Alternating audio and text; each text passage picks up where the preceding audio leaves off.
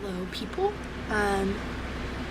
So I had a great conversation with one of my sweet friends the other day about how in this culture we are lacking so much in believing that we are actually enough, or we aren't enough. I'm so sorry that just defeated the whole purpose of this. We are not enough, and that the Lord is, and we should rejoice in that and accept that. And accept our brokenness. So, this is my second semester of college, and I had a really, really rough first semester. And I also just wasn't in a good place with my relationship with the Lord. I was having to force myself to still do quiet time just because I know that that's you're supposed to do that, and you're not you're supposed to do that in a way do your quiet time, check it off the list, but you need to do that. You need to press in a hard time and still seek God and not just be mad at him for putting you in a bad place. So I did that, and it was really difficult. Still just wasn't feeling it, and it was just a really dry season with just my relationship with God. But the struggle was so real, and I had a lot of mental not mental problems, but I just my head wasn't healthy. I was found out I had anxiety, and so my head just wasn't in a good place, and trying to get used to medications and stuff was really difficult, and so I just I wasn't in a good place, and I was fighting extreme homesickness, and I got to the point where I was literally God, I can't, I don't know, I hit the point where I was I can't do this, I'm not capable of it, and I'm such a person to take the lead and just let's do this, I've got it, yeah, and I realized I can't do this, I'm my head is literally sick right now, I can't, and just pressing into the Lord, I knew he could, but at the time I didn't know if he would, because I knew that he was teaching me something, and I didn't know if he was ready for that to be over, and how long it was going to last. And it was just a battle between trusting and seeing his goodness, and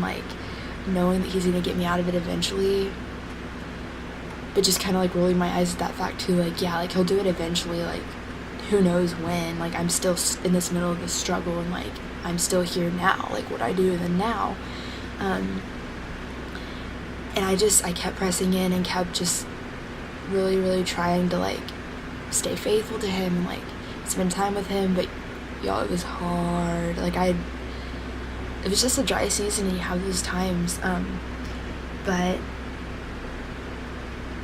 honestly, since this year started, and towards the end of last year as well, I just really felt in a good place, my head was good, and I was just actually happy again, which is so incredible. And so I was really excited to come back to school and just be here and be myself again. And I've come back, and y'all saw the whole sorority thing, so that at first there was a lot of disappointment there, and I was literally what's gonna change this semester? I'm is it gonna be another awful semester?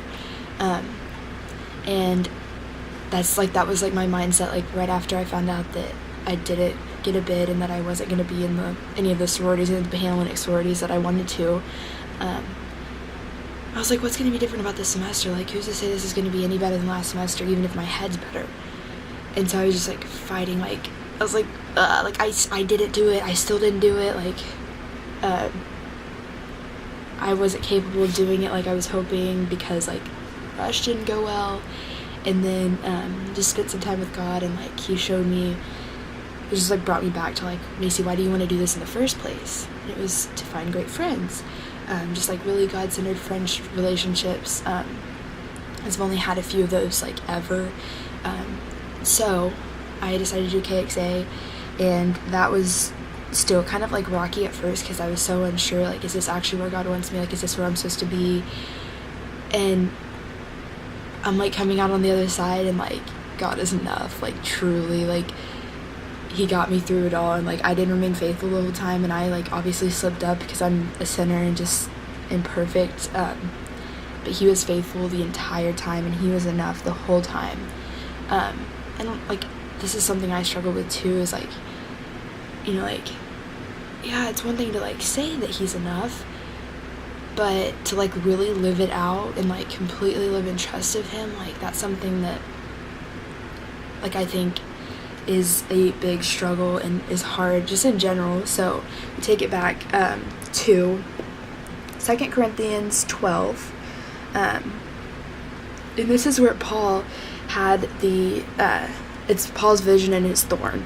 So this is just about like how I'll just read it. Verse starts in verse 7. It says, a thorn was given me in the flesh, a messenger of Satan to harass me, to keep me from becoming conceited. 3 times I pleaded with the Lord about this, that it should leave me.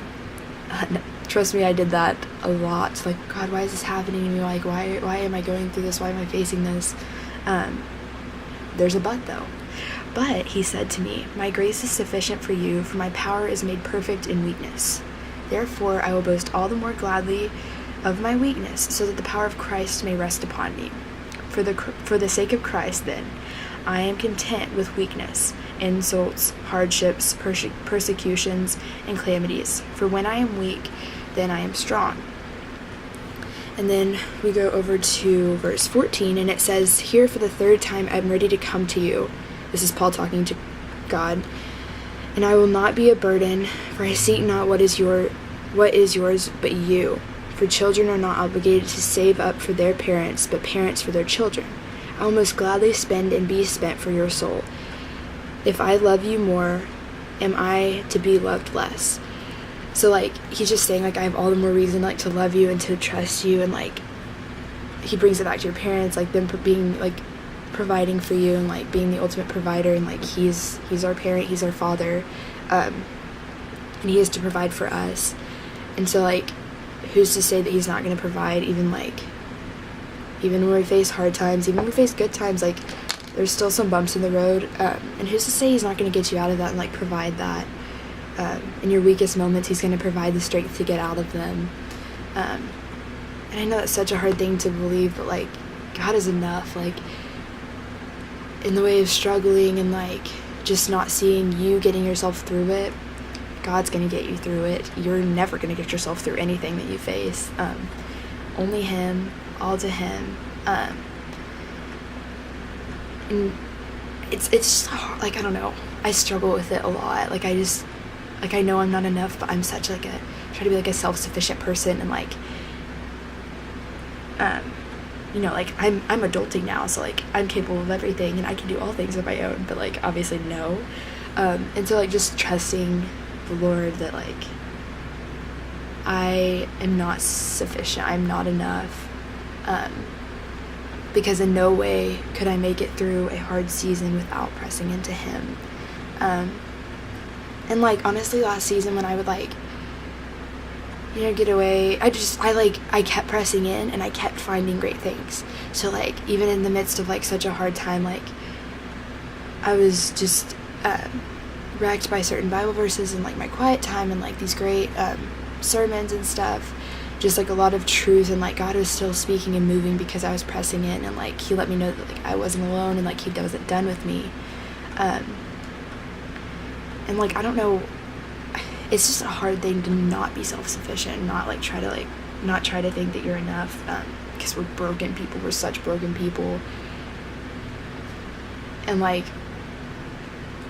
so, like, with the Rush thing, like, I thought that I could do it, like, I was like, whatever, like, this will be great, and, like, I had my own plan of being in a Panhellenic sorority, and, like, having, I don't know, just, like, being the certain sorority, and, like, I had it in my head, and it was, like, my plan for me, and I thought, surely it's gonna work out, since last season was such a hard season, like, surely God's just gonna, like, be nice to me this time, just give me what I want. And then it happened, and it didn't go how I wanted it to go, but God brought me KXA, and he's brought me some of the most incredible people I've ever met that are just on fire for him. And had it gone the way I wanted it to, and I had intended it to,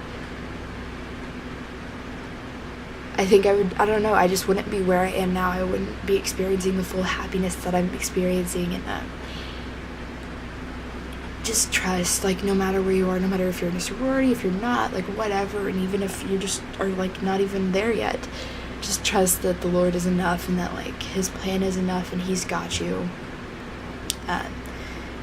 And just try to take action and, like, trust that he is enough. Like, press in. Like, it's okay to be weak sometimes. It's okay to show emotions. It's okay to cry and just not feel like enough, because you don't have to be enough. And, like, that should be such a, like, release off your shoulders that, like, I don't have to prove myself. I don't have to get myself through this. I don't have to, you know, do this or that. Like, because God's got me, and, like, he's gonna get me through this, and, like, he's gonna be my strength every day, and, like, he's gonna get me through all that I face.